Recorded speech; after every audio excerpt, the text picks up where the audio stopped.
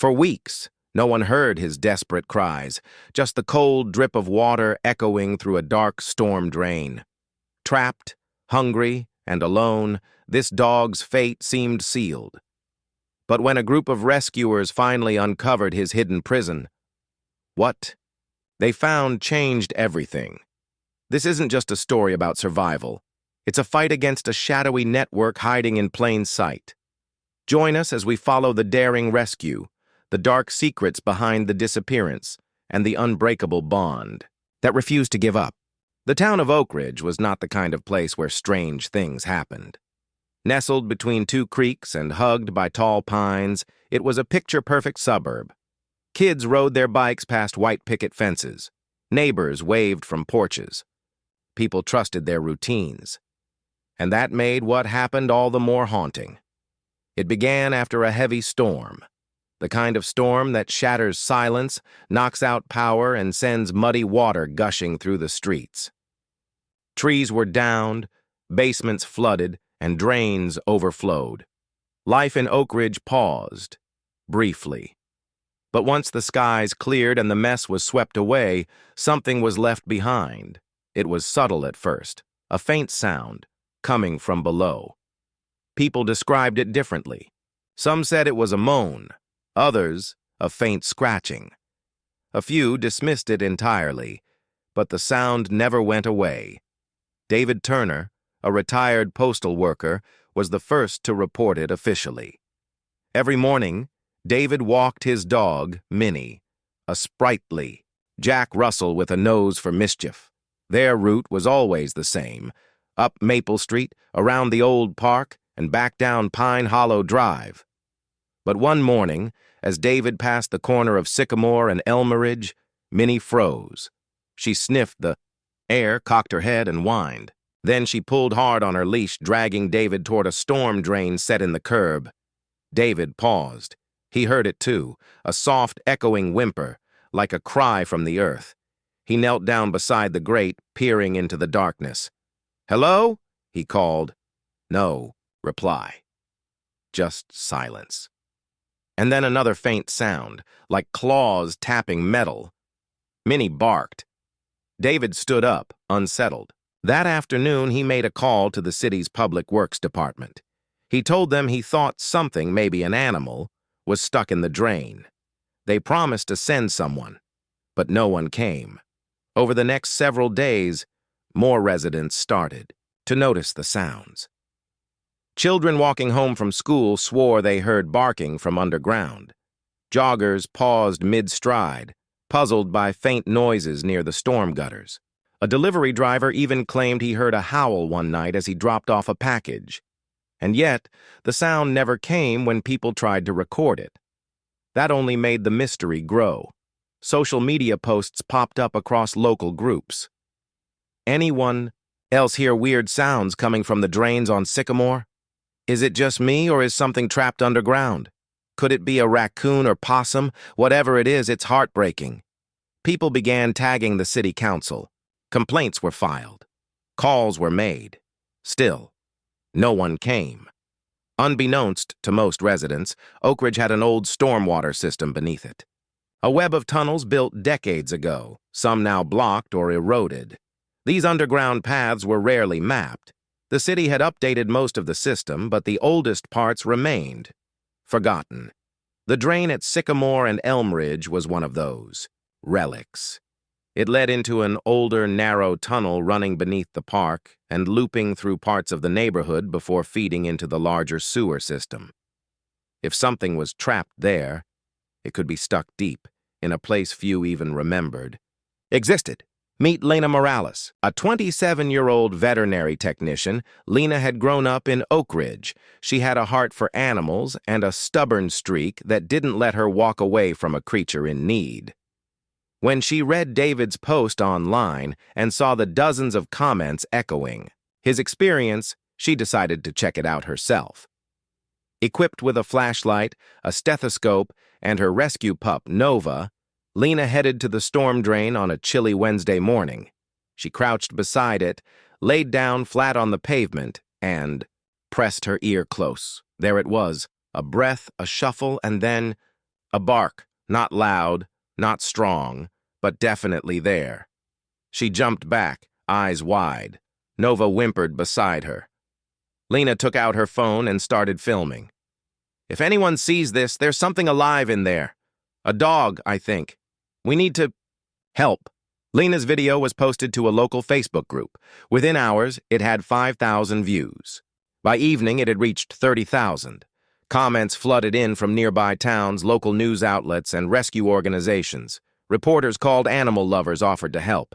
And finally, after 3 long weeks, someone from the city took notice. Public Works sent a 2-man crew the next morning. They lifted the grate and peered down into the darkness. "It's narrow," one of them muttered. "But you hear that, right?" said the other. A faint bark echoed back up to them. They dropped a waterproof inspection camera into the opening, and what they saw chilled them to the bone. The screen showed damp concrete walls and stagnant water. The tunnel curved and narrowed. Debris, twigs, plastic, a child's toy, clogged corners. The camera bumped along until 2 eyes, reflective, glowing in the light. A dog, thin, dirty, trembling, trapped. It backed away from the camera, dragging, one hind leg behind it. One of the workers swore under his breath. "It's injured. Bad." They pulled the camera back up. Lena, who had arrived just in time, stared at them, fists clenched. So, what now? The city couldn't authorize a rescue without more planning. The tunnel was too small for a person to crawl through safely, and it ran under city infrastructure. One wrong move and they could collapse part of the drainage system. But Lena wasn't willing to wait. "I'll do it," she said. "You can't," one of the workers replied. "It's not safe." Neither is leaving him down there another day. A compromise was reached. Lena could accompany a search and rescue team trained in confined space operations, if one could be found, and quickly. By the next morning, a local search and rescue unit from a neighboring county arrived. They specialized in urban disaster response, collapsing buildings, tight spaces, trapped victims. This time, the victim had 4 legs. They brought gear, ventilation fans, harnesses, cameras, and oxygen meters. As they began assembling equipment, Lena stood nearby, watching the drain like a hawk. She refused to go home. She hadn't slept. She couldn't. Not until that dog was out. She remembered every rescue she'd ever assisted at the clinic. Every frightened, shivering creature. Every hopeful pair of eyes. And now, this one was counting on her. As night fell again over Oak Ridge, the team lowered a tiny speaker into the tunnel, playing a recording of soft barking and a woman's voice calling gently, "Come on, sweetheart, you're safe now." There was a pause, then a bark in reply. Lena dropped to her knees, covering her mouth with both hands. He was still alive, and he was listening. The morning air was unusually crisp for spring, the kind that carried the scent of wet earth and anticipation. Lena stood at the edge of the storm drain, watching as the search and rescue team prepared their gear. Her heart thudded like a war drum in her chest. They had a plan now, a sliver of hope carved from weeks of silence, but the dog, still just. A pair of frightened eyes in a forgotten tunnel remained out of reach. A crowd had gathered along the sidewalks. News trucks, local reporters, curious residents, all drawn by the story that had gripped the town. For once, the sound of sirens was replaced by murmured concern and camera shutters. Everyone was waiting to see what would happen next.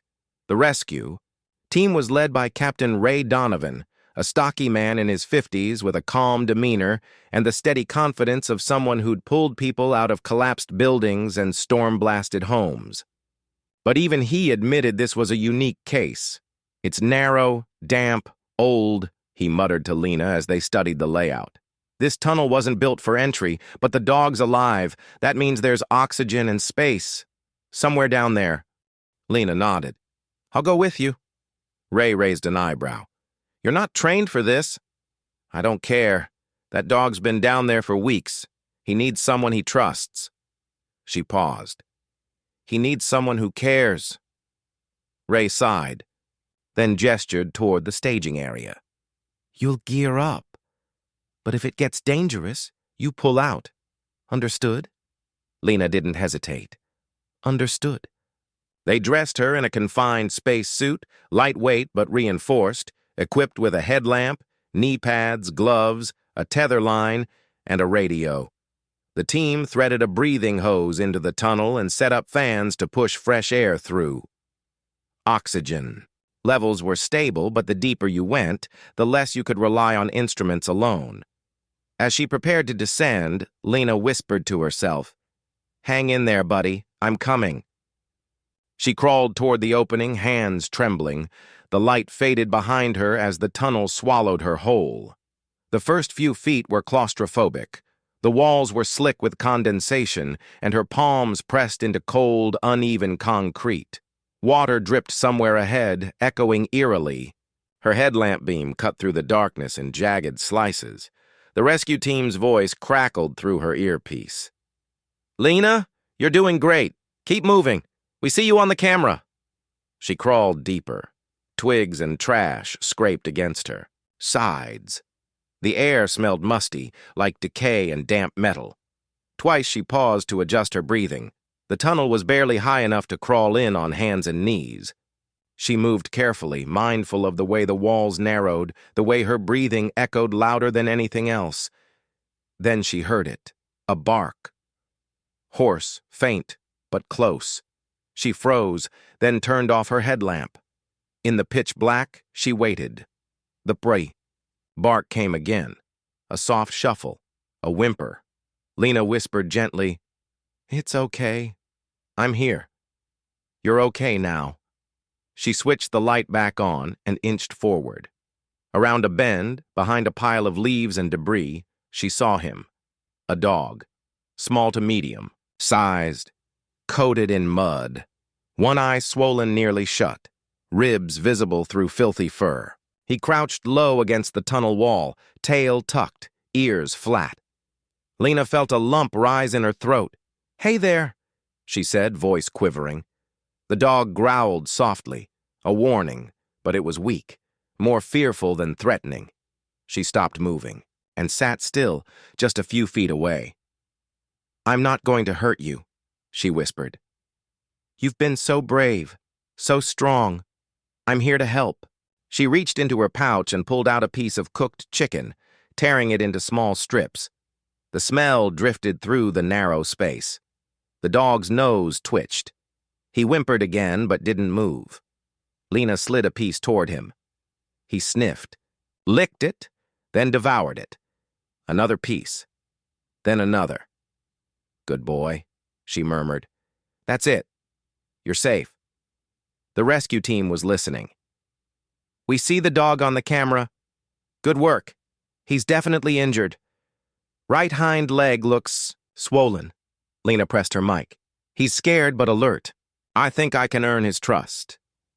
"Take your time," came the reply. "We've got eyes on both of you. No rush." She spent the next 20 minutes sitting in the tunnel, slowly feeding the dog, whispering soft encouragements. He never looked away from her. His eyes, though tired and wary, held something else now, hope. Eventually, he shifted forward. One painful step, then another. But when he moved his injured leg, he yelped and collapsed. No, it's okay," Lena whispered, heart aching. "You don't have to move yet," she radioed the team. "He can't walk. Leg's too injured. We'll need a carrier." "Understood," Ray's voice crackled. "We're preparing a transport bag. We'll lower it to you with a pulley." Line. 15 minutes later, the bag arrived. Just large enough for the dog to fit, padded inside, with a handle for extraction. Lena unfolded it slowly, laying it out beside him. He sniffed it, wary. "Just a ride home," she whispered. She didn't rush. It took time. She let him sniff her hand, then gently stroked the top of his head. When he didn't pull away, she placed her other hand beneath his belly and helped guide him into the bag. He whimpered but didn't resist. Once inside, she zipped it halfway and secured the handle to the rope. "Ready for lift," she radioed. The bag jerked slightly as it was pulled upward. Lena crawled after it, eyes fixed on the swaying shadow ahead. When they reached the mouth of the tunnel, she shielded her eyes against the sudden daylight. Cheers erupted from the crowd. The dog, still inside the bag, blinked in confusion. His body trembled as rescuers surrounded him, lifting him gently onto a stretcher. Lena emerged seconds later, covered in grime. Blinking against the light, she staggered to her feet and immediately dropped beside the stretcher. The dog's eyes found hers. He licked her hand. The crowd fell silent, and then erupted into applause. For a moment, everything else faded. The yay noise, the reporters, the flashing lights. "It was just her and the dog. I got you," she whispered. "You're not alone anymore." He let out a soft sigh and rested his head on her arm. The vet team rushed him to a nearby clinic, lights flashing. Lena rode with him, gripping the side of the stretcher. She watched him the whole way, studying his breathing, the rise and fall of his ribs, the slight twitch of his paw each time the ambulance hit a bump. He was safe, but the road ahead was far from over. At the clinic, they carried him inside and began immediate triage: fluids, antibiotics, X-rays. His leg was badly fractured, his body dehydrated, and his muscles atrophied from weeks of immobility. But he had a strong heart and alert eyes, and most importantly, he wanted to live. Lena stood by through it all, answering questions, holding his paw, wiping away tears when no one was watching. The vet approached after an hour with a clipboard and a sigh. "He's going to make it, but he's got a long recovery ahead." Lena nodded. "We'll get him through it." The vet hesitated. "And he doesn't have a microchip, no collar, no ID. He's a stray." She looked down at the dog. He was resting now, bandaged and warm, breathing softly. "A stray," she said, voice cracking. "Not anymore." And that's when she gave him a name. Shadow, for where he came from and what he left behind. But not who he was anymore. Not now. Not with her. Not with a future. Not with hope. Not with love. The sterile light of the animal clinic bathed the room in. An icy glow, but Shadow's recovery ward was different. Lena had insisted on small comforts. Soft blankets, a stuffed toy shaped like a squirrel, even a battery-operated nightlight shaped like a paw print. The clinical chill was replaced with warmth and familiarity. She sat beside Shadow's crate for hours, her fingers lightly resting against the mesh as he dozed, occasionally twitching in his sleep. He was safe now. But safety was only the beginning. The veterinary team had been cautious in their optimism. Shadow's leg had sustained a complex fracture, likely from a fall inside the storm drain. It had set poorly, healing slightly at an awkward angle during the weeks he'd been trapped. Surgery would be necessary, followed by a prolonged period of rest, therapy, and socialization. "He's strong," the lead vet, Dr. Patel, said as she reviewed Shadow's chart with Lena. "But dogs aren't just bodies. Trauma leaves an imprint. Emotional healing may take longer than physical."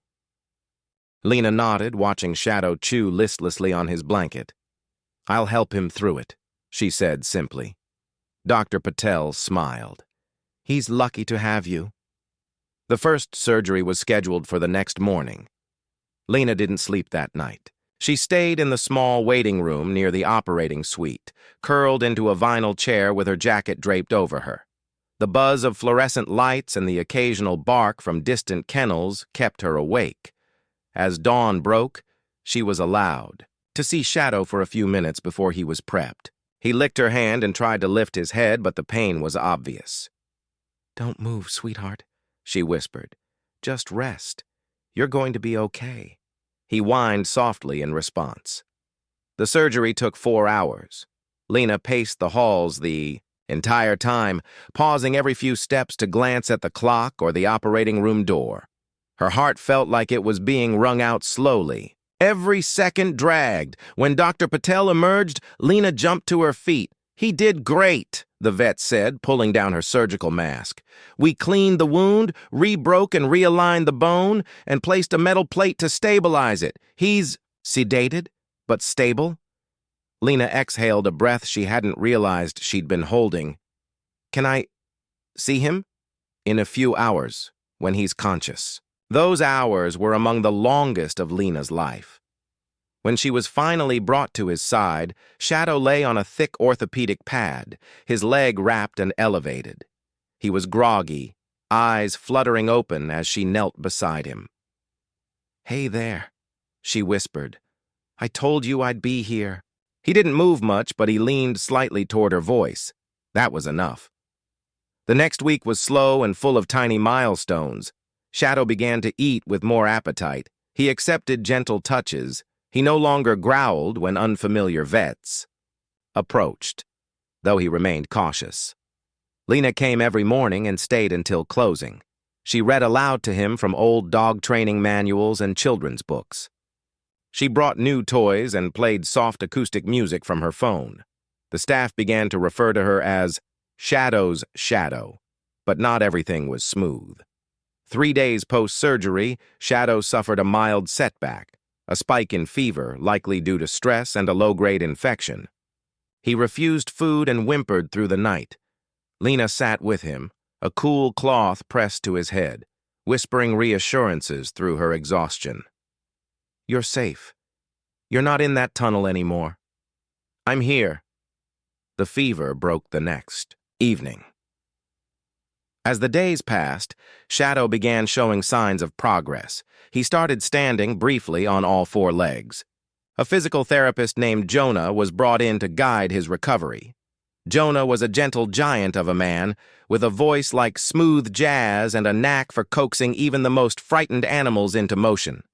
"He's got fight in him," Jonah said, helping Shadow take his first assisted steps with the help of a harness sling. "Might be slow, but he's determined." Lena clapped and offered a treat after each small shuffle. "That's my boy." But the real breakthrough didn't come in the therapy room. It happened on a rainy Wednesday. Lena had taken Shadow outside, for the first time since his rescue. He was wrapped in a waterproof dog jacket, one paw still bandaged, eyes flickering nervously at the cloudy sky. The clinic had a small enclosed yard meant for supervised walks and exposure. At first, Shadow refused to move.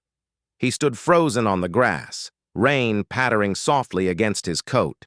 Then, slowly, he lifted his nose and sniffed the air.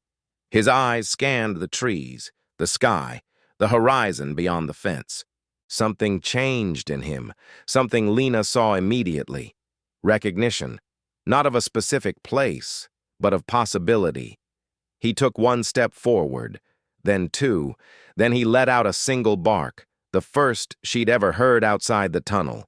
Lena laughed through her tears. "You remembered what freedom feels like?" From that day forward, his progress accelerated. He began walking more confidently, though he still had a slight limp. He greeted Lena with tail wags instead of wary stares. He learned to play with toys, to chase after slow-rolling balls, to lean into her touch instead of flinching. The vet team, inspired by his spirit, began chronicling his recovery on social media. Photos and videos of Shadow taking his first steps, licking peanut butter from a spoon or nuzzling Lena went viral. People all over the world began following his story, sending letters, donations, and even adoption requests. But Lena had already made her choice. She wasn't going to let him go, not after everything they'd been through. 6 weeks after the surgery, Lena brought Shadow home. Her apartment had been fully puppy-proofed, despite Shadow being an adult dog.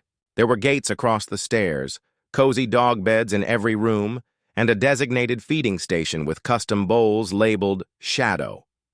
He hesitated at the threshold when they arrived, tail stiff, ears twitching.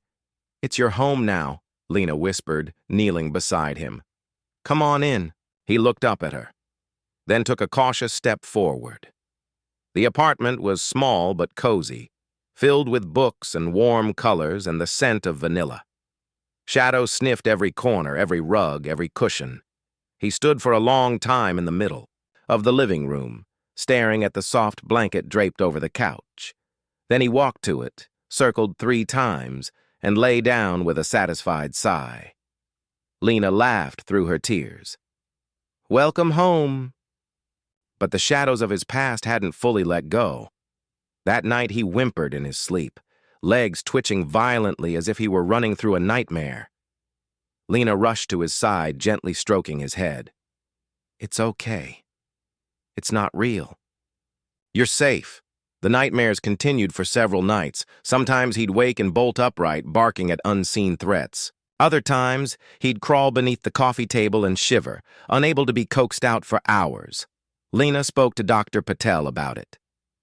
"It's post-traumatic stress," the vet explained. "Common in animals that have suffered long-term neglect or fear.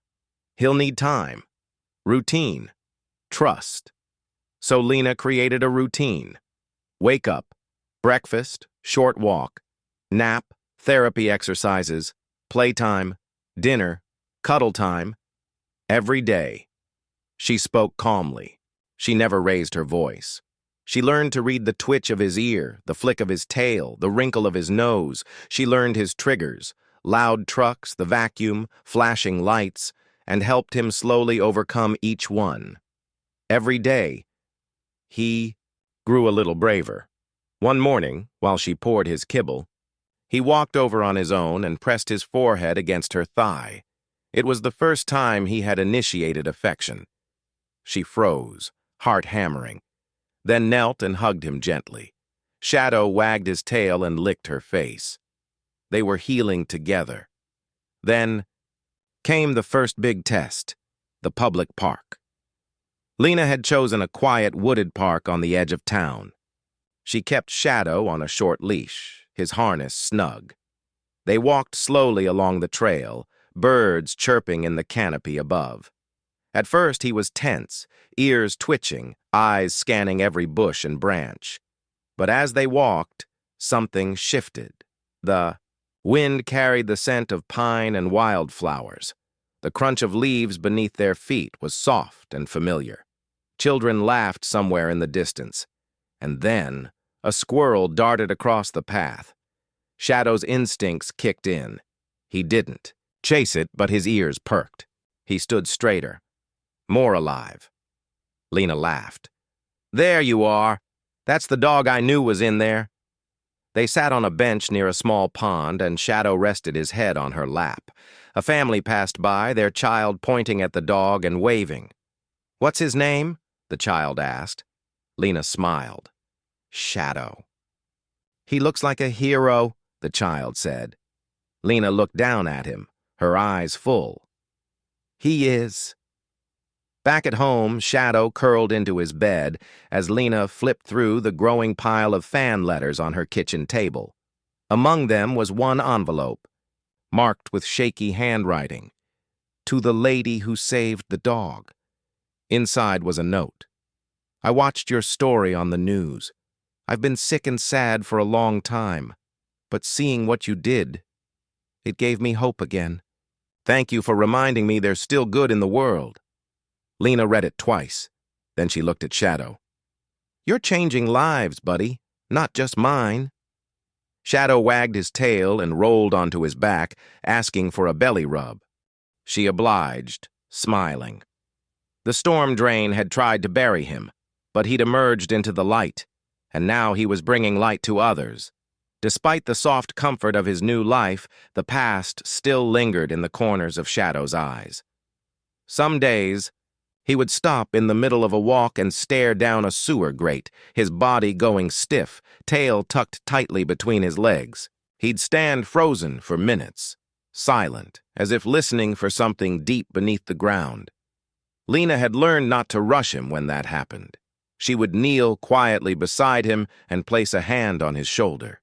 "It's not going to pull." "You back in," she would whisper. "Not ever again." Sometimes he'd look at her then, his eyes cloudy with memory, and let out a deep sigh. And then, slowly, he would turn his head and keep walking. But the storm drain wasn't done with him, nor was it done with Lena. Late one afternoon, as autumn leaves crunched under their feet, Lena brought Shadow to a local vet-sponsored community event at the city park. Booths were set up along the gravel trail, dog-friendly vendors, rescue groups, training schools, all aimed at promoting animal welfare. It was the perfect outing for a dog still learning how to be part of the world. Shadow wore a green bandana, embroidered with his name, and walked confidently by Lena's side, his eyes alert but calm. "Is that the storm drain dog?" a teenager whispered to his friend as they passed. "It is," the other replied, pulling out a phone to sneak a picture. Shadow barely flinched. That's how far he'd come. Lena stopped at a booth for a local rescue organization, chatting with the coordinator while Shadow sniffed around the table legs. "You should consider speaking sometime," the coordinator said. "Your story's already inspired so many." "I'm no public speaker," Lena laughed. "You don't need to be. Just be real." She looked down at Shadow, maybe one day. As the sun began to dip behind the trees and the event started. To wind down, Lena noticed an elderly man sitting alone on a bench near the pond. His coat was worn and a duffel bag sat at his feet. He didn't move when she passed, didn't smile, just watched. She thought nothing of it until he appeared again. A week later, while Lena and Shadow were on a routine evening walk near the edge of town, the same man stood at the edge of a cul-de-sac, half shrouded in shadows, watching them. Shadow growled faintly, ears up. Lena tightened the leash and crossed the street. A third time, he was sitting in his car outside the clinic where Shadow had his therapy appointments. Engine off, windows cracked, just watching. Lena took note of his license plate. By the fourth time, she wasn't afraid. She was angry. She snapped a photo of the man and his car and filed a report with the local authorities. "He hasn't done anything threatening," the officer told her. "But if he shows up near your home, call us immediately." She started locking her doors more carefully at night, installed a security camera, kept pepper spray in her coat pocket, and she slept with Shadow curled beside her bed. 2 days later, a letter arrived in the mailbox. It had no return address. Inside was a single piece of paper. "I know where he came from." No signature, just those 6 words. Lena stared at it for a long time, her heart racing. She brought the letter to the police, but without fingerprints or any clear threat. They could only add it to the report. That night, as rain began to fall and the wind howled against the windows, Lena sat on the floor beside Shadow and whispered, "What are they trying to tell me?" Shadow pressed close to her, eyes troubled. The ghosts were getting louder. Haunted by the letter, Lena began revisiting the storm drain where Shadow had been found. It was sealed off now, metal bars welded in place and a "no entry" sign bolted above it. But something compelled her to be near it. She stood there in the early morning mist, staring down into the darkness, trying to imagine what he had seen, felt, endured. How had he gotten in? Why hadn't he tried to leave? Why hadn't anyone come for him? The silence gave no answers. Later that day, she visited the city public works department and requested access to the blueprints and maintenance logs of the storm drain system in the area. The clerk looked confused but eventually complied. The log showed that a maintenance worker had inspected that section of the system 3 months prior to Shadow's discovery. No anomalies were reported. She scanned through the records, noting names, dates, and locations, until something caught her eye. 2 miles upstream, there had been a report of an abandoned litter of puppies found near an open drain cap. It had happened nearly 4 months earlier. Lena's heart dropped. She drove to the address listed in the report, an old industrial district now mostly overgrown and crumbling. Fences lined the property, and most of the buildings had been condemned. She walked along the perimeter until she saw it, a rusted storm drain cover, half-hinged, crooked. Shadow froze beside her, tail stiff, and then he began to whine. Lena knelt beside the opening and peered into the darkness. It wasn't just a storm drain. There were signs of habitation, an old tattered blanket, bones, a broken collar. It had been a den, Shadow's den, the origin of his trauma. Back at home, Lena pulled up every article, post, and missing pet report she could find. She created a timeline, working backward from the day she found him. That's when she noticed something odd. A Craigslist listing from 4 months prior. Rehoming 6-week-old Shepherd Lab Mix puppies. No fee, must go ASAP. She clicked it. The photo was grainy but clear enough. There were 4 puppies in the picture, shaky, huddled in a corner. One of them looked just like Shadow. A chill crawled up her spine. The user's account was deleted. The phone number no longer worked, but she wasn't letting this go. The next day, she visited local rescue groups and shelters to ask about any Shepherd Lab puppies that might have been surrendered in the past 4 months. One shelter remembered a single intake, a female pup with matching markings. They'd named her Kira. She'd been adopted out 2 months ago. Lena reached out to the adopters. The family, 2 parents and their young daughter, were more than happy to talk. "She's a sweet girl," said the mother. "Timid at first, scared of thunder and small spaces. But she's blooming now." Lena asked to visit. They agreed. Shadow was unusually still during the car ride. As they approached the small suburban home, he sat upright, alert. When they arrived, the front door opened, and a young girl stepped out, holding a leash. A dog stood beside her. The moment Shadow saw her, his entire body stiffened. Then he barked, twice tail, stiff, ears straight. The other dog froze, then let out a high-pitched whine and lunged toward him, tail wagging violently. They met in the middle of the yard, sniffing, circling. Then Shadow did something Lena had never seen before. He lay down, belly up, completely submissive. The other dog sniffed his face, licked it twice, then lay down beside him. They lay there side by side, like puzzle pieces reunited. "They remember each other," the mother whispered. "They're siblings," Lena replied, her voice tight with emotion. Later that night, Lena sat at her desk, scrolling through online forums and rescue threads, trying to find anything that could lead her to the origin of the litter. She started connecting dots. Other listings, similar wording, same area. A pattern emerged. Someone had been breeding dogs in illegal, unsafe conditions and dumping the unwanted ones, the man from the park. The letter, he knew, and he might know who was behind it. The next time he appeared, 3 days later, sitting across the street from the vet clinic again, Lena approached him.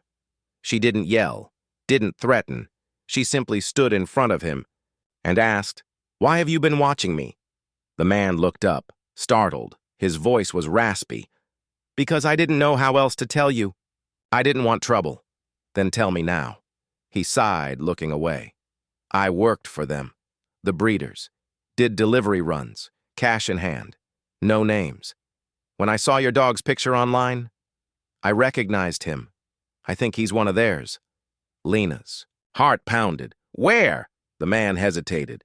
"They're gone now. Got wind of the cops sniffing around. But I remember where they kept the pups."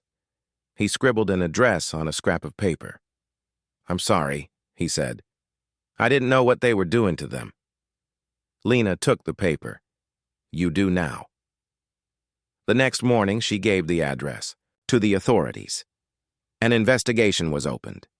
The property, already abandoned, was found to contain evidence of makeshift kennels, chains, syringes, and bags of old dog food. No dogs were left behind, but Lena knew there had been others.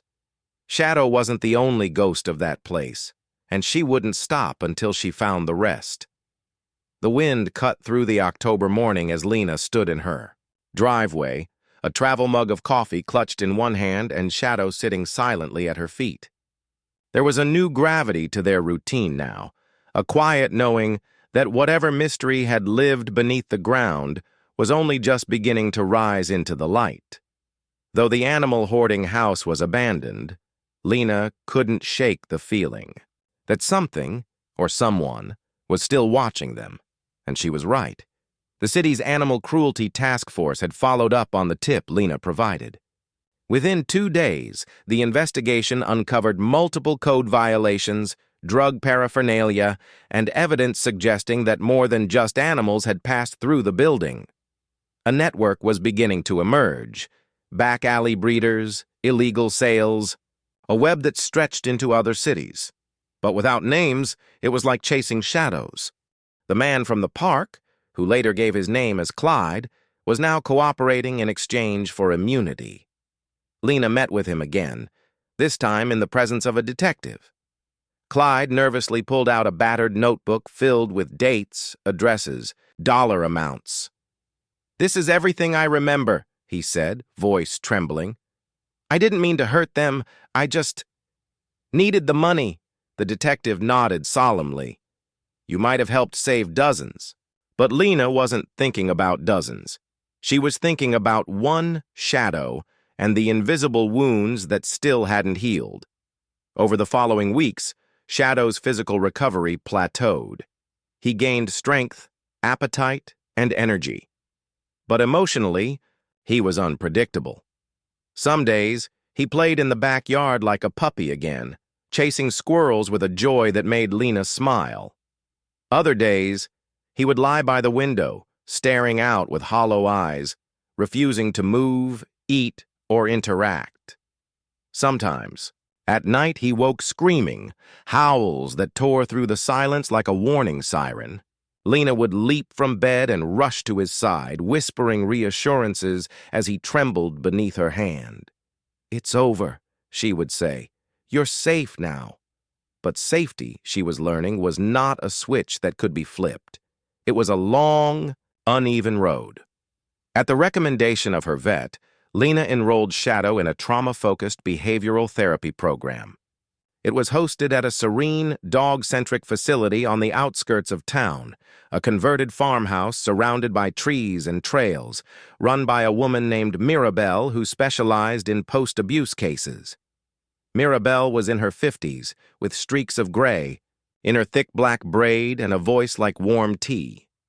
"Most people think trauma is something dogs forget," she said as she watched Shadow warily circle the training yard. "But animals don't forget. They adapt, and adaptation often looks like silence." Lena watched him too. "Can you help him?" "I can help you help him, but he's got to lead the way." The therapy was slow and intimate. At first, Shadow refused to enter the training room. Too enclosed, too many smells, too many memories. Mirabelle didn't force him.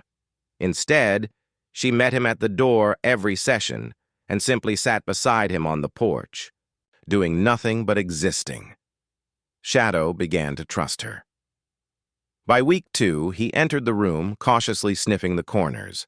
By week 3, he was participating in scent games designed to rebuild confidence. By week 4, he'd formed a timid friendship with another rescue named Blue, a one-eyed pit bull with a calm presence. Lena watched it all unfold from the observation room, eyes stinging with tears. Healing was possible, but it came at its own pace. One crisp afternoon, as golden leaves swirled around their feet, Lena sat on the porch with Mirabelle after a session. "You're doing a good thing," Mirabelle said. "Not everyone sticks with it once the dog looks healthy on the outside." "I see too much of myself in him," Lena admitted. "When I was a kid, I went through something different, but it left marks.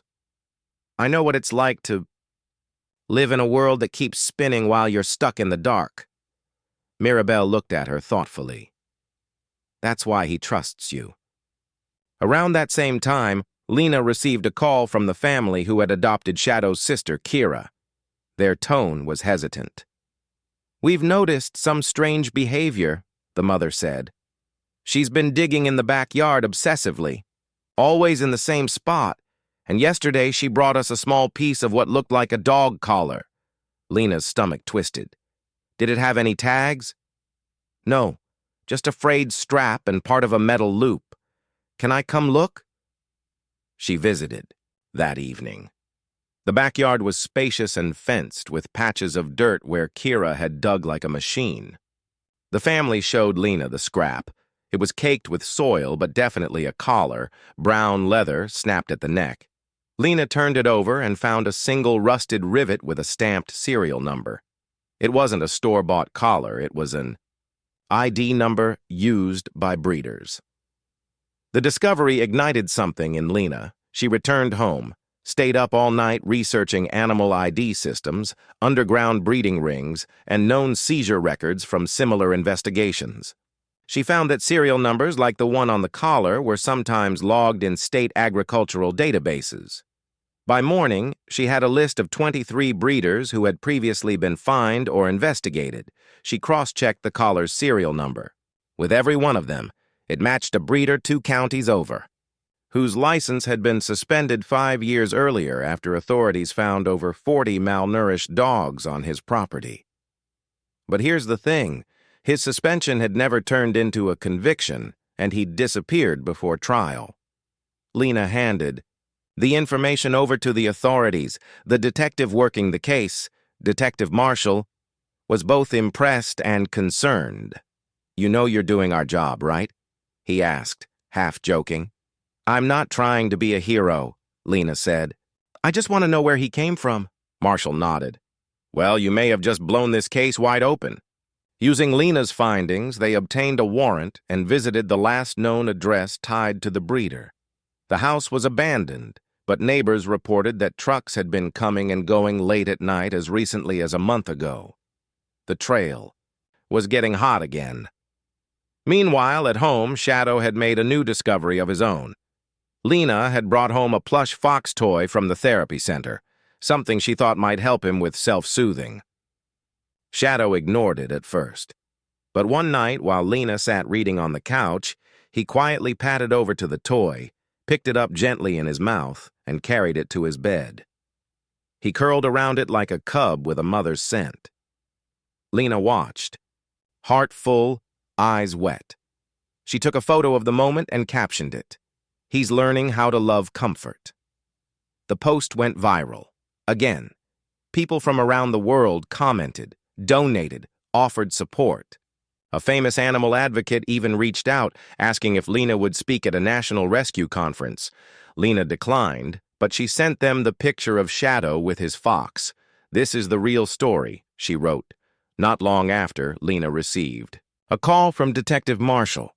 "We've tracked down a property we believe was being used as a new breeding site," he said. "It's in the woods north of the old industrial park. It's remote. We're preparing to move in, but we'd like you there when we do."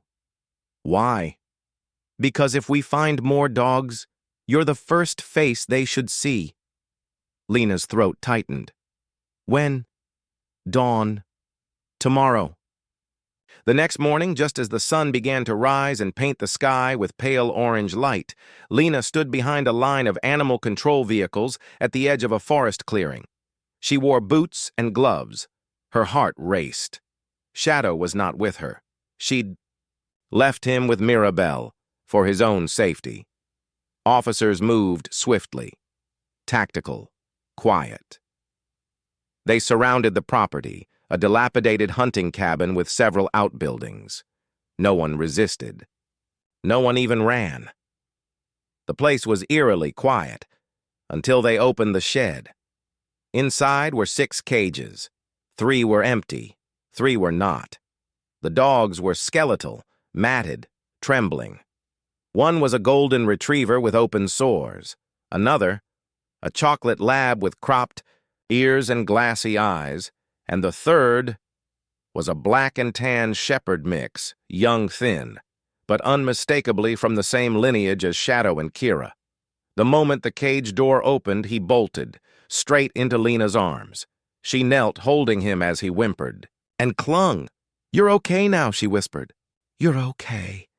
And in that moment, as the dog buried his face into her coat, she realized something. This was not the end of the road. It was the beginning. A door had been opened, and she was walking through it. The sun had fully risen by the time the last of the cages were loaded into the rescue vans. The air was thick with the scent of damp pine, rusted metal, and the faint, acrid tang of fear. Lena sat in the back of one of the vehicles, holding the black and tan shepherd close. His ribs pressed through his thin fur, and his breathing was uneven, but he didn't resist her touch. He clung to it like it was the only warmth in the world. His name, she would later decide, was Echo, because he was a whisper from the same darkness that had once claimed Shadow, a reflection of the past still vibrating in the present. But in that moment, he was just a trembling body pressed against her chest, and Lena felt something inside her shift. She hadn't just rescued a dog. She had rescued a fragment of Shadow's past, and perhaps a piece of herself. Later that day, as Lena drove back from the field station where the rescued dogs were receiving emergency treatment, she couldn't shake the feeling that everything was changing. The van's windows buzzed with the hum of the road beneath them, and beside her, Echo lay curled in the passenger seat wrapped in a blanket. He still wouldn't meet her eyes. "He's been through hell," the vet had said quietly. "But he's young. There's hope." Hope. That dangerous, delicate thing. When she arrived at home, Shadow was waiting at the door. Mirabelle had just brought him back from the center and was lingering on the porch, smiling softly. "Thought he might want to welcome his cousin," she said. At the sight of Echo, Shadow stiffened. His tail didn't wag. He didn't growl or move forward. He just stood there, eyes locked on the new arrival. Echo froze too. The two dogs stared at one another for several long seconds, something ancient and wordless passing between them. A recognition, a reckoning. Then, slowly, Shadow turned and walked into the house. And Echo followed. For the first week, Echo didn't eat much. He barely slept, refused to go outside, and flinched at every sound, especially running water or metallic clangs. Shadow kept his distance, watching from corners, almost guarding without interfering. Lena tried everything: soft music, warm food, quiet hours. But Echo lived like a ghost. She reached out to Mirabelle again. "He's not bonding," Lena said, sitting at the therapy center with both dogs at her feet. "He will," Mirabelle replied, gently stroking Echo's neck. "But he's still hearing the echoes. Dogs like him, they don't just carry fear, they carry memory, and memory doesn't fade in silence. It fades in trust." That night, something happened. Lena woke to the sound of paws clicking softly on the hard wood. She tiptoed to the hallway and peeked out. Echo was wandering. Shadow was trailing behind him. Room to room they moved. First the kitchen, then the hallway, the guest room, the laundry nook. Echo sniffed, pressed his nose to the corners. He didn't seem afraid, just searching. And when he reached the back door, he sat down and whined, quietly, but with purpose. Lena opened it. The night was cold and starlit. Echo stepped onto the patio and looked up at the sky, sniffing the breeze. Shadow joined him. They sat there side by side for several minutes, two silhouettes stitched into the quiet, like sentinels guarding an invisible truth. When Echo turned and walked back inside, Shadow followed him, and for the first time, Echo curled beside Shadow's bed. Not on it, but near it. Close enough to matter. The next morning, Lena received a call from Detective Marshall. "We've arrested a suspect," he said. "Not the breeder, the one who's been missing for years, but someone we believe was running his operation from the shadows. A guy named Terrence Mullen, former vet tech, no license, no paper trail. But we found photos, videos, shipping receipts. He was selling these dogs online, under fake shelters." Lena's stomach turned. "And the breeder?" "Still at large, but we're closing in." There was a pause on the line. "We also found a log," he added, "a handwritten book with notes.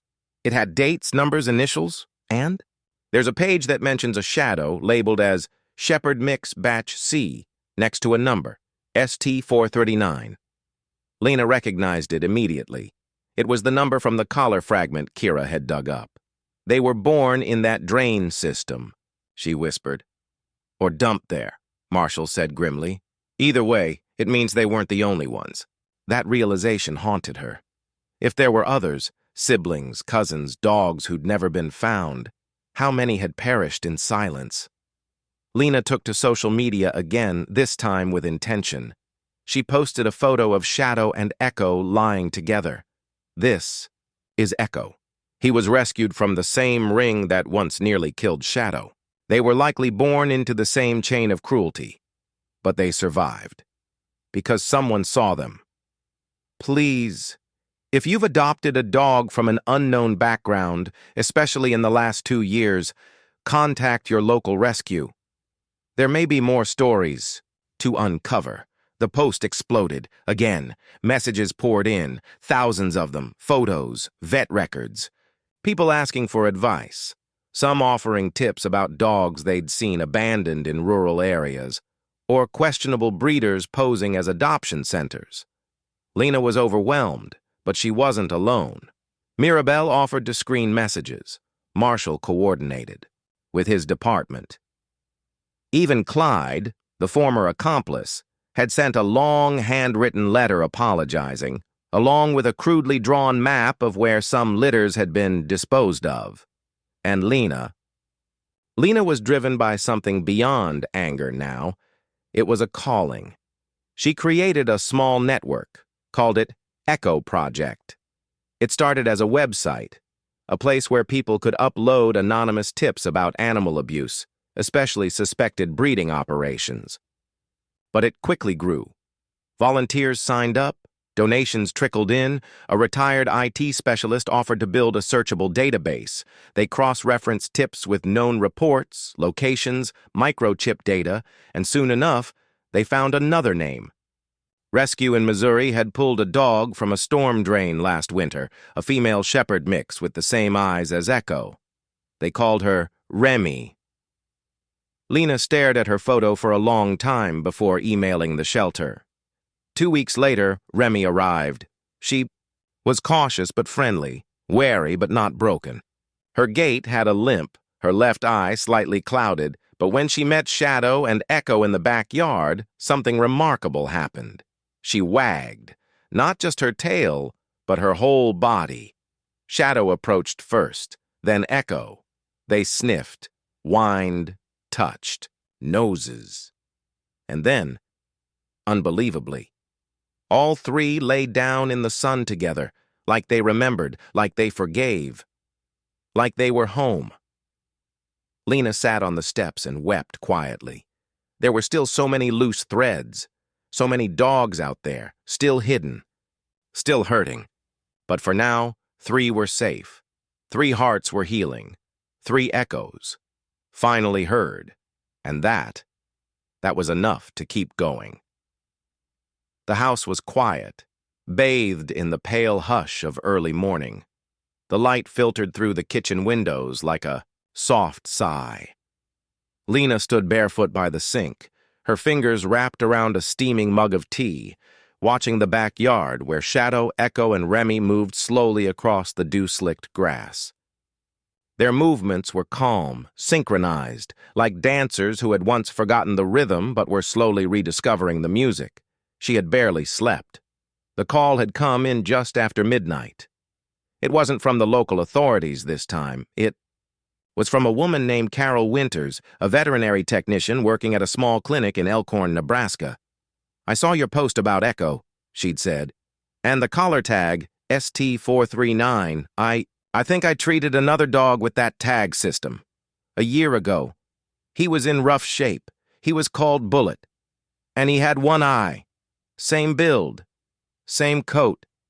Lena had sat up straight, heart hammering. "Is he still alive?" she'd asked. "Yes," Carol said. "And I know where he is." By 8 a.m., Lena was on the road with Shadow and Echo in the back seat.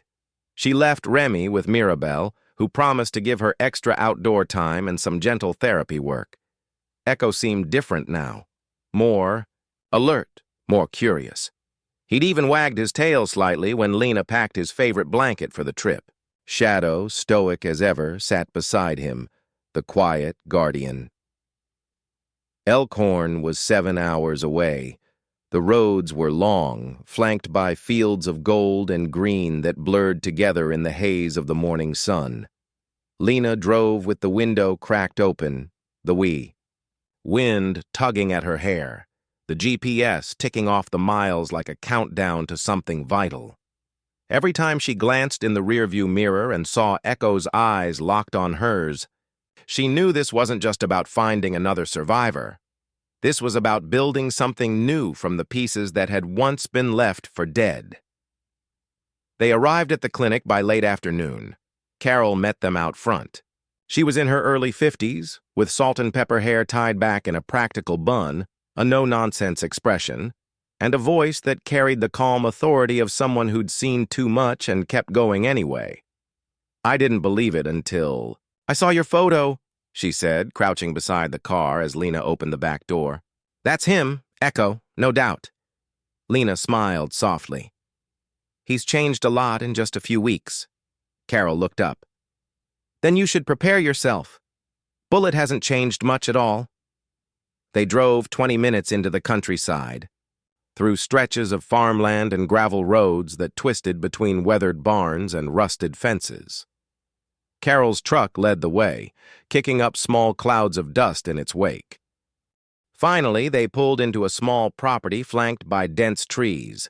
A modest cabin sat in the middle, smoke curling from the chimney. A barn sat further back, freshly painted red.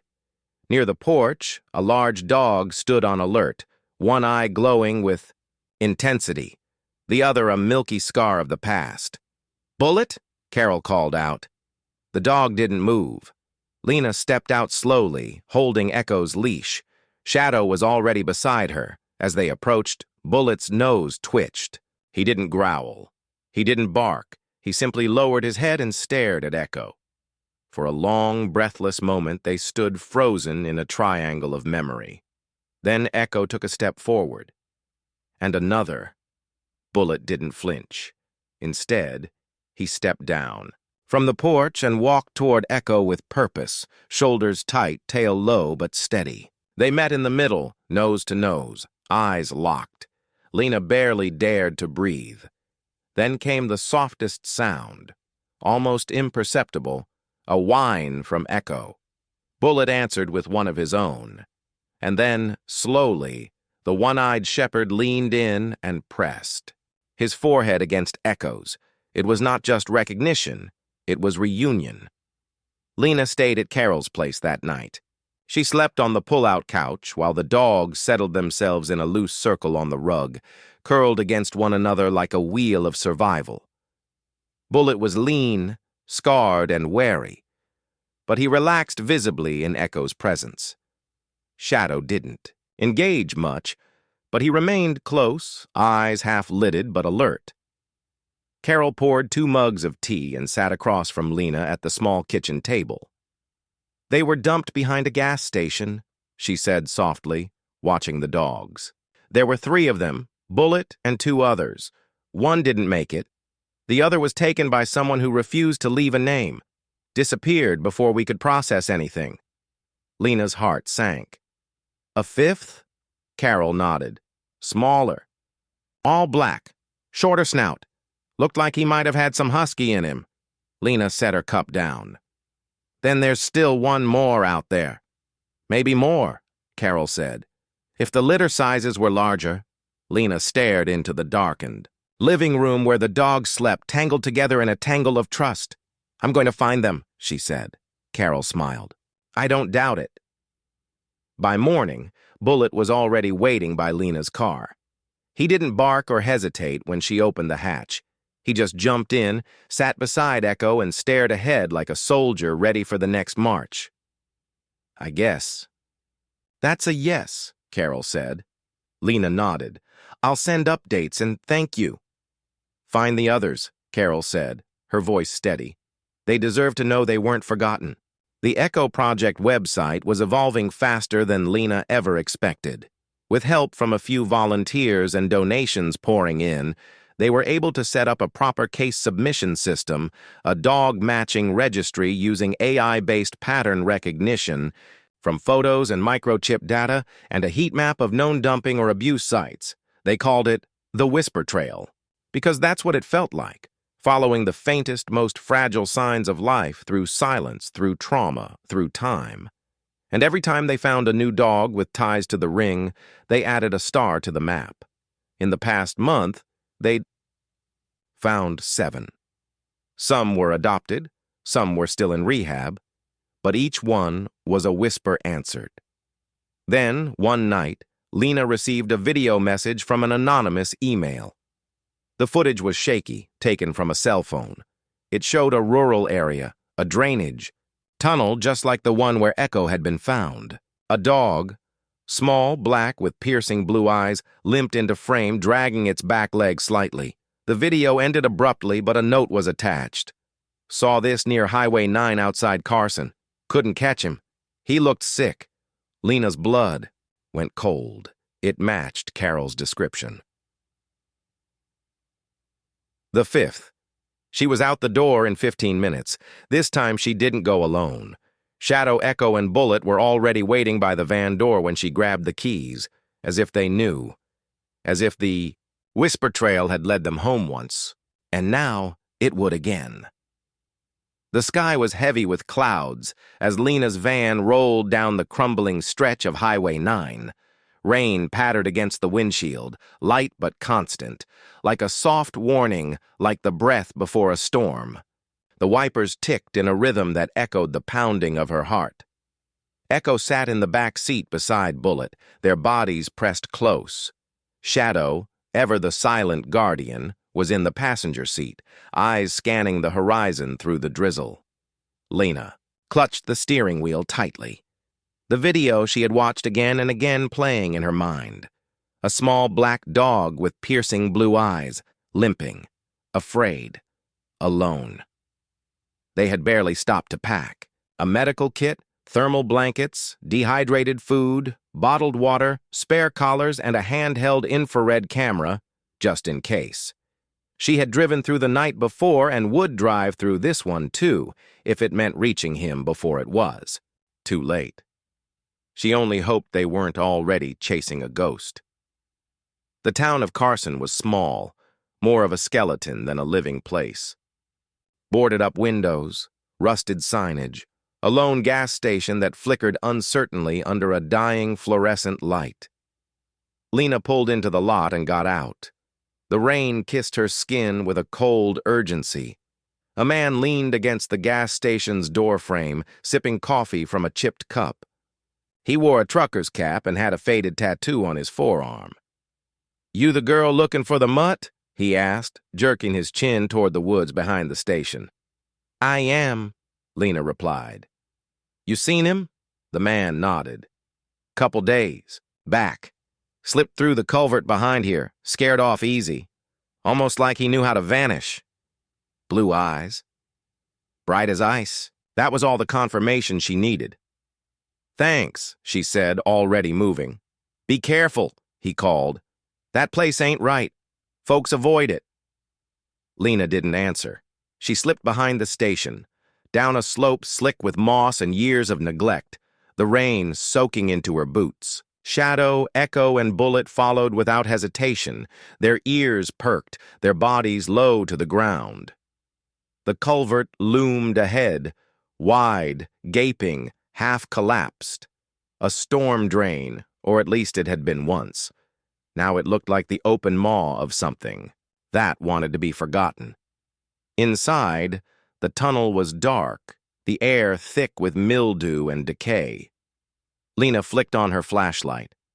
The beam swept across crumbling concrete, exposed rebar, and strange markings along the walls, scratches. "No, claw marks," Shadow growled low in his throat. They moved slowly, every sound magnified in the narrow space. Drips from above, scuffling, sounds from further in. The occasional, unmistakable crunch of paw against broken stone. Then they heard it. A whimper. faint. So faint she thought she imagined it. But Echo froze, Bullet bristled, and Shadow surged forward, nose to the ground. The whimper came again, higher pitched now, sharper. They rounded a bend in the tunnel, and there, crouched in a pocket of rubble and shadow, was the dog. Small, black, matted with mud, his left hind leg bent at an unnatural angle, and those eyes, those bright, impossible, blue eyes, locked onto Lena with a mixture of terror and relief. "It's okay," she whispered, kneeling down. "You're okay now," the dog growled weakly, his body trembling. Then Echo stepped forward. No hesitation. He moved slowly, delicately, until he stood in front of the smaller dog. He let out a soft, almost melodic whine. The black dog froze. Then, to Lena's astonishment, whimpered back. They sniffed, a pause. Then the blue-eyed dog dropped his head against Echo's chest and began to cry. It took time to coax him out. Time and patience and all the quiet strength Lena had. His leg was badly injured, dislocated or fractured. She wrapped it gently while Bullet and Shadow stood watch. They carried him out together, Lena cradling his frail body, Echo walking beside her, constantly checking on his brother with soft nudges of his nose. Once they were in the van, she wrapped him in a heated blanket and gave him water, which he lapped up between whimpers. "I think I'll call you Frost," she murmured, "because you're the cold that never gave up." The vet in the next town confirmed her fears. A fractured tibia, malnutrition, old wounds along his ribs, evidence of long-term neglect and possible blunt trauma. One ear was partially torn. His left eye, though stunning, showed early signs of damage, likely from a blow or untreated infection. "He's lucky he made it out," the vet said quietly. "This one's a fighter." Lena stayed by Frost's side for hours, watching the steady rise and fall of his chest as he lay sedated in the recovery pen. Echo refused to leave his side. Neither did Bullet. It was as if the pieces were slowly knitting themselves back together. One dog, one memory, one breath at a time. Back home, news of Frost's rescue spread like wildfire. The Whisper Trail map updated with a new star. People donated in droves. Blankets, food, toys. Messages poured in from across the country, but Lena couldn't shake a new sense of unease. Frost wasn't just injured, he was hunted. In his sleep, he whimpered constantly. Growls, yelps, the twitching of feet as if fleeing something only he could see. And in one moment, when the sedation wore off and he looked into her eyes, Lena saw it clearly. He wasn't running from being alone. He was running from someone or something. The Whisper Trail was no longer a quiet journey of rescue. It was turning into something deeper, a hunt, a mystery, and maybe, just maybe, a reckoning. Because the ring that had left these dogs to die wasn't finished, and Lena was starting to believe they knew she was getting close. 2 nights later, someone broke into the rescue center. They didn't steal anything. They didn't leave fingerprints. But one of the pens had been opened. Frost's, and he was gone. Lena found the front door wide open, the lock broken. A single smear of blood led out into the gravel road, curving toward the trees. She called his name until her throat was raw, but the silence was absolute. Shadow was already tracking. Echo and Bullet paced by the edge of the woods, their bodies tense. Something wasn't right. The Whisper Trail had gone quiet, too quiet. And Lena knew. They had taken him back, to finish what they started. The night air was colder than usual. A sharp wind danced through the trees outside the Whisper Trail Rescue Center, carrying with it the lingering scent of rain and something darker, something metallic. Lena stood in the doorway, staring at the broken lock and the blood smear that marked the gravel path like a trail of breadcrumbs leading into a nightmare. Frost was gone, and this time He hadn't run. He had been taken. Her hands trembled as she crouched beside the stain, tracing the dark smear with the edge of her flashlight. It was fresh, not more than a few hours old. Bullet and Echo paced behind her, restless and growling softly, while Shadow stood still as a statue at the edge of the woods, his body taut, ears sharp. A rustle in the trees sent Lena's heart lurching. She spun around, flashlight sweeping. Across the brush. Nothing. But Shadow didn't move. His eyes locked forward, his chest rising and falling with slow, measured breaths. "We're being watched," Lena murmured. Inside the rescue center, she reviewed the security footage. The feed cut out at exactly 2:13 a.m. A flash of static. Then blackness. Whoever did this had known exactly how to blind her. She rewound the tape. Just before the signal died, Frost lifted his head from the blanket, his blue eyes glowing faintly in the low light. He stared at the door for a long moment, ears alert, body frozen. Then, off-screen, there was a soft click, the lock turning, the door opening slowly, and then nothing. Lena's fists clenched. Every instinct screamed that this wasn't random. Someone had been watching, waiting, and when they finally struck, they knew exactly what they were doing. The whisper trail had never truly been silent. It had been echoing with footsteps all along. She didn't sleep that night. Instead, she pored over every lead, every comment, every email from the last few weeks. Anyone who had asked too many questions. Anyone who had taken too much interest in Frost's rescue. One message, buried in the spam folder, caught her eye. It had no subject line, just a single sentence. "Not all strays want to be found." Attached was a photo. Grainy, taken at night. But unmistakable Frost, tied to a rusted post in the center of what looked like an abandoned industrial yard. His body was limp, his leg rebandaged in a crude, haphazard way. His mouth was muzzled. Behind him stood two figures, faces blurred, but tall. One held what looked like a cattle prod. The other wore gloves and something that shimmered in the night. An armband? A tag? Lena's breath caught. She knew that symbol. It was the same armband worn by the man she had encountered at the old mill 2 months ago, the one who claimed he was just monitoring wild strays. Only now she understood the truth. This wasn't just about one dog. It was about a network. She called Detective Harmon at first light. A grizzled voice answered on the third ring. "It's Lena," she said without preamble. "They've taken another dog. Frost. Last night." A pause. "I thought that might happen," Harmon said grimly. "I was just about to call you." Lena blinked. "Why?" "Because we raided an old shelter near Arvada this morning. Found evidence of medical experiments, tracking chips, and one name, scrawled on a clipboard in red ink." He paused. Echo. By midday, they were in the van, racing north toward the coordinates Harmon provided. The facility had been cleared, but Harmon believed there might still be clues. Something they missed. Lena looked into the rearview mirror. Echo sat upright, alert, his mismatched eyes filled with a kind of haunted urgency. Bullet lay beside him, head resting on Echo's paw. Shadow, as always, was the silent guardian beside her. "Frost's still alive?" Lena whispered. She didn't know how she knew.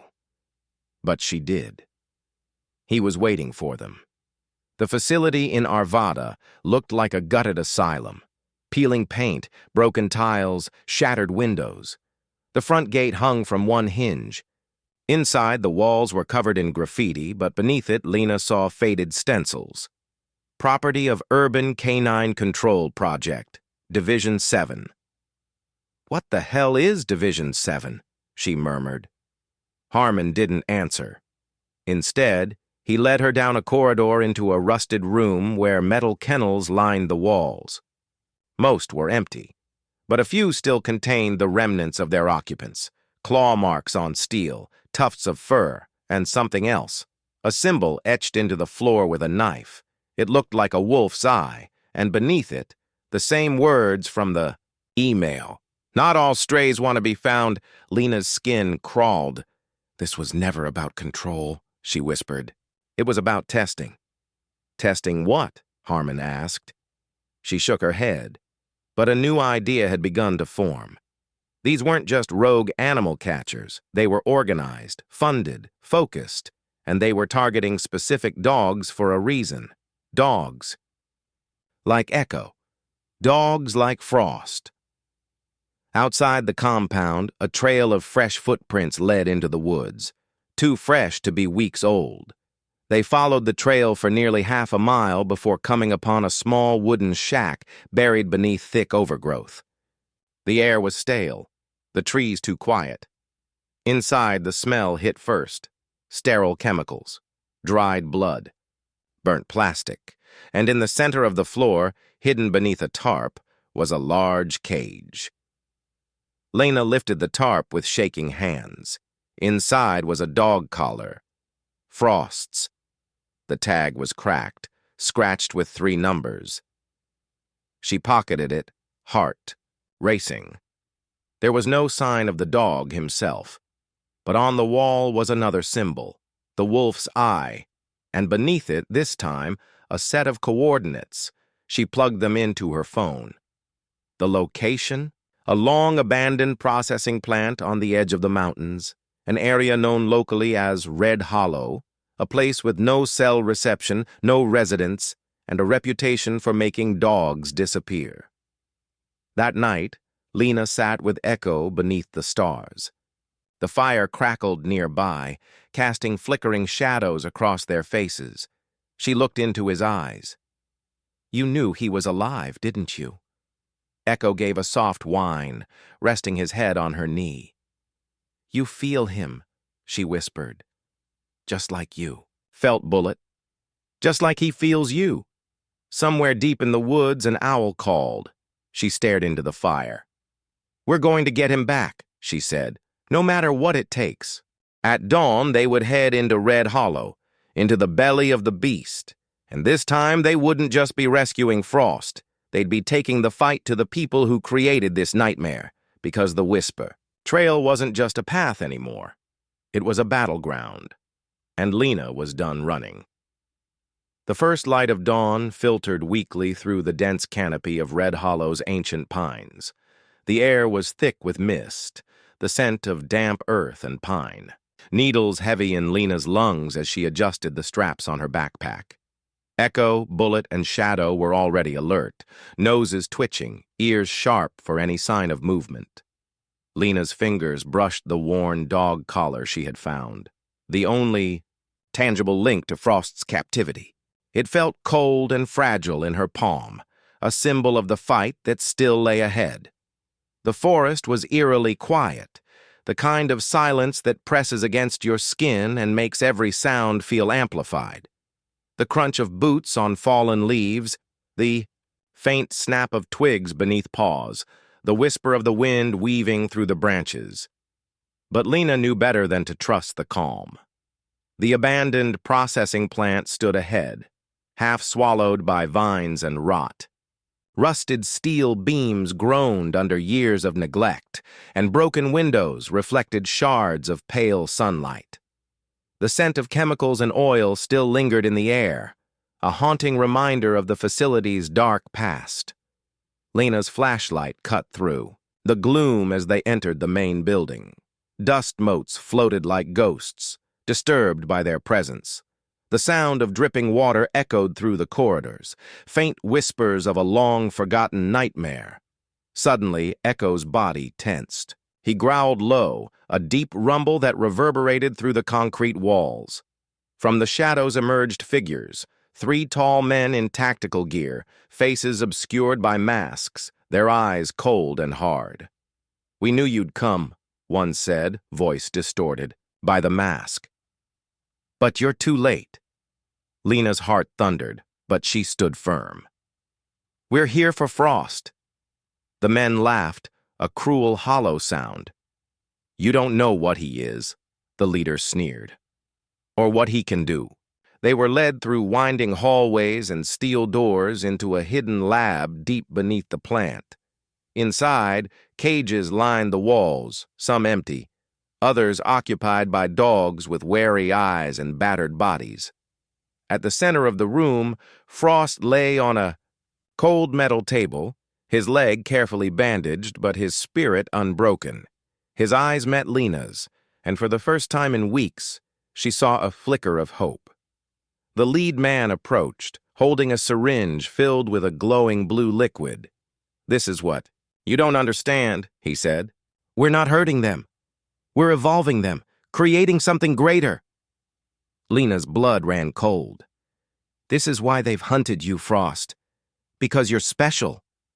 But before the man could inject the syringe, Shadow lunged, teeth flashing in the dim light. Chaos erupted. In the frenzy that followed, Lena freed Frost and the other dogs. Echo and Bullet fought fiercely alongside Shadow, their loyalty and courage a shield against the attackers. The fight was brutal, but determination burned in every rescue worker's heart. They escaped into the forest, the dawn breaking over the horizon as they crossed the threshold of captivity into freedom.